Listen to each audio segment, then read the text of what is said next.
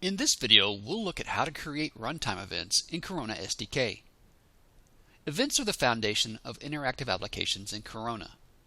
They're used to trigger responses in your app, like a tap on the screen, detection of a specific system event, completion of a timer, collision of two physical bodies, and so on. Events are detected using the Add Event Listener object method, which directs Corona to track or listen for the associated event within a listener function.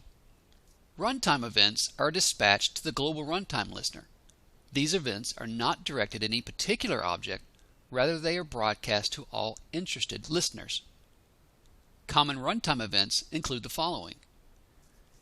Interframe events occur at the frame per second interval of the application, usually 30 to 60 frames per second.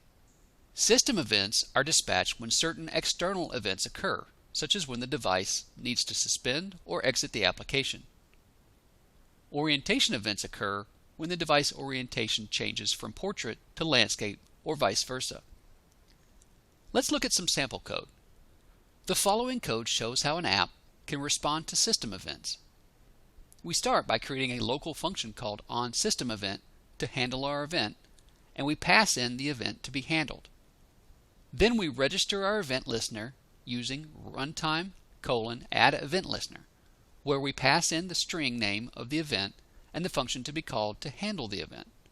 In this case, onSystemEvent. When the app runs, it will be listening on every frame, 30 to 60 frames per second, for an event to occur.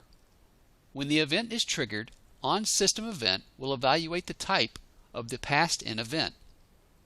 In this example, the event type is either application suspend or application resume. In either case, we might want to perform a relevant action. It's important to note that two types of event listeners can be created with the Add Event Listener object method. Listeners attached to display objects and listeners attached to the global runtime. When you create a display object and add a local touch event listener to it, you essentially point to a block of code via reference to the function. This code resides in its own memory and persists after the display object is removed. When that occurs, there's no way to sense future events on the object, so the local event listener is effectively removed for you, and you don't need to explicitly remove it. Runtime event listeners, on the other hand, must be removed when you're finished using them. Otherwise, they'll continue to run because the runtime event is global. Not only will this cause a memory leak, but if any functions executing in the runtime attempt to reference objects that no longer exist, the program will crash. See the basic interactivity and event detection guide located on the Corona Labs website for more information on removing event listeners. And that's a look at how to create runtime events in Corona SDK. Learn more about working with Corona SDK at coronalabs.com/university.